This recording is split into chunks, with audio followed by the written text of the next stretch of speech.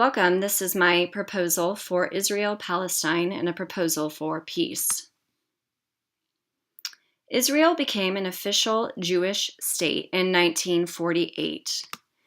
After World War I in 1920, Great Britain took control of Israel, Palestine, and Jordan from the Ottomans.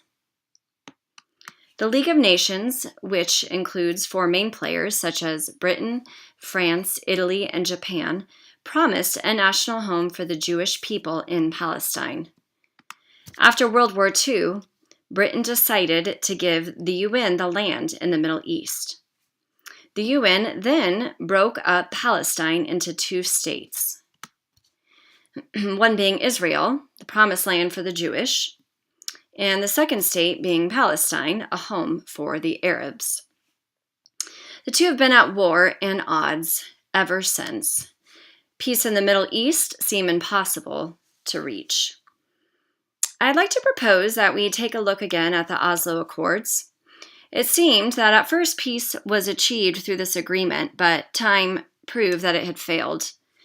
Now, this is possibly due to Hamas and jihadi terrorism, as suggested by Galia Golan, or perhaps, and more likely, there was a lack of trust between the two and a lack of reinforcement on the agreements that were made.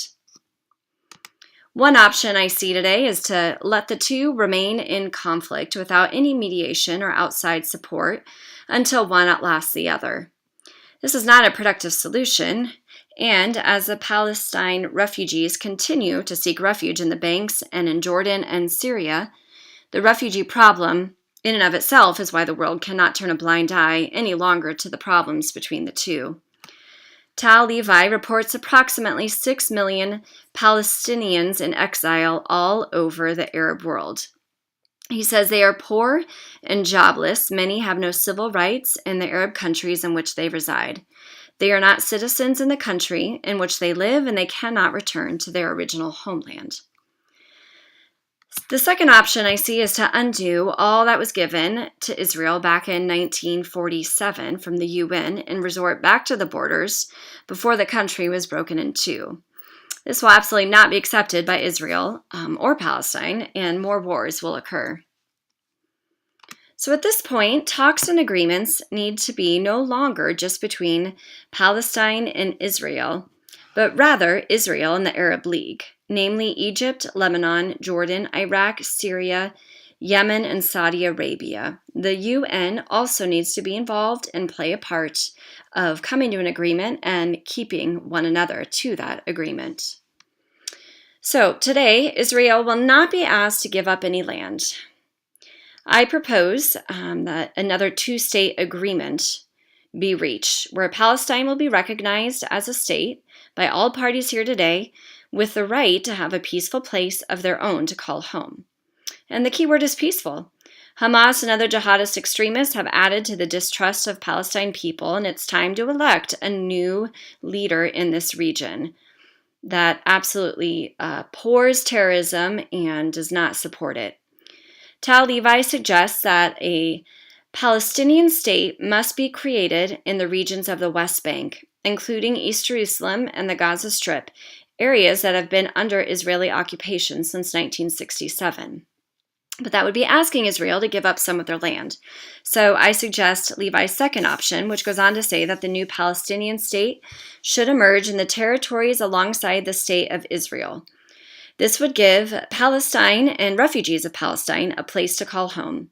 All of us here today need to commit money and resources to getting a Palestine state successfully set up. We need to commit to doing whatever it takes to make this happen. And as I mentioned before, this two-state option only works if peace is guaranteed on both sides. With this, I suggest that the United States and the UN offers military support to protect both Palestine and Israel from one another. Our friend Galia Golan agrees and says, one might hope that this type of correction will not be necessary, but successful negotiations, or even getting to serious negotiations, may well require drastic steps in order to induce what is in Israel's own best interests. I say an agreement that is made today among us that is broken will not be tolerated. Also, it's not enough to give this land to Palestine and then keep them cut off from Israel. Palestine must have peaceful inroads and outroads to Israel. One suggestion from, again, Levi is that Ariel will be connected to Israel through a tunnel road or any other means that will be decided by the Israelis and the Palestinians. Ziv Hellman says that this is part of what went wrong with the Oslo Accords.